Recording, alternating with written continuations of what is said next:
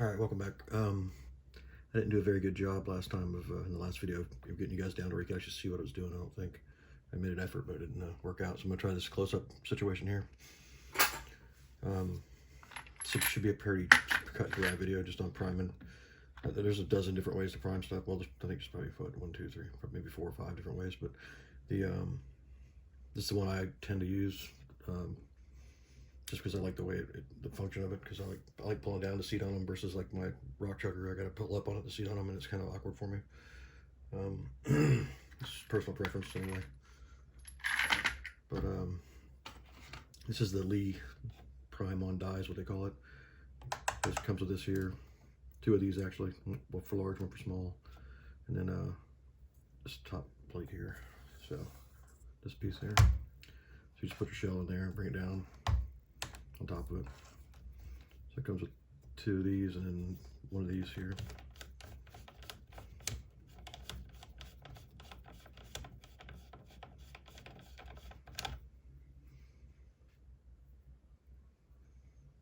It doesn't come with a shell holder though, you gotta have it around, but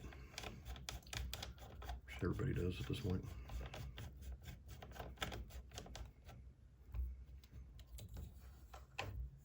I found the best way to do it is to step away here first. Go ahead and put your primer in first with it up like this.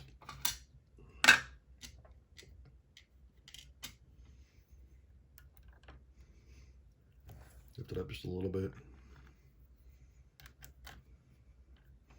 I hold on to the shell when I do it just so I can feel it. It always usually goes on pretty good and smooth. That way I get minimal movement. And you should be about 4 thousandths below the surface here. That looks pretty good here.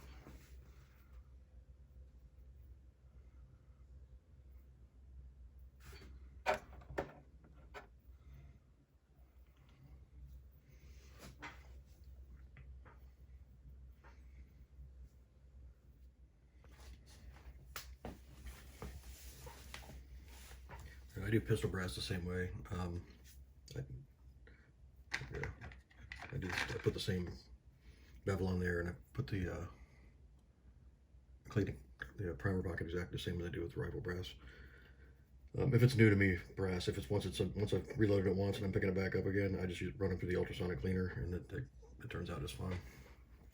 I don't have to do anything else to them after that for pistols. But that's the same exact process on here. Actually, all I had to do was change out the shell plate. Just put your primer in. Goes in easy. A little bit of pressure, it goes in. So.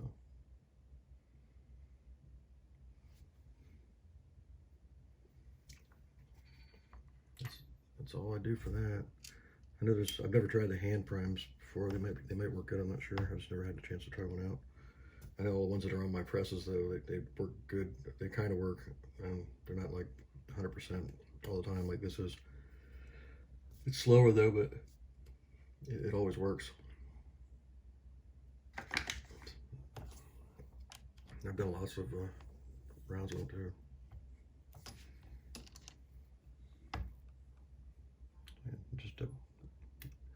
Just works, that's all. You know what I mean? So, the only thing I didn't go over is I do double check all my pistol rounds now because they're sized. I don't think I mentioned this yesterday in the last video.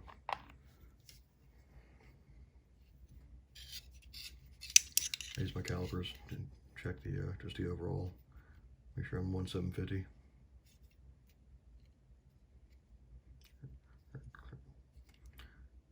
Or close to, depending on how much I deburr it.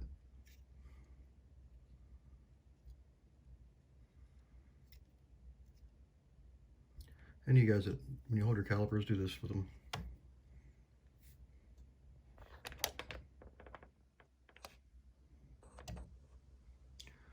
Yeah, I didn't do this yesterday. I should have done it in the video. When I do, this is when I go back and double check all my rifle rounds, the length of them after, you know, before the primers in them. So, but when you do your calipers, go like this. Don't crank down your thumb here and change the dimensions on there. Just do it like that. It'll give you a more accurate reading for some of you guys that haven't used calipers at work a lot or anything. But 1750, and I'm at 1748, so I think we're pretty good. We're within $2,000 anyway. So this is why I usually go back and spot check them as I'm putting primers in them, just to make sure everything's up like it's supposed to be. I should have made that measurement yesterday in the last video, but I didn't. So anyway, I mean, that's all there really is to it. If anybody has any other ways to do it that I'm not aware of, please let me know, because I'm always looking for a way to speed this process up a little bit. So anyway, thanks for watching. Have a good night.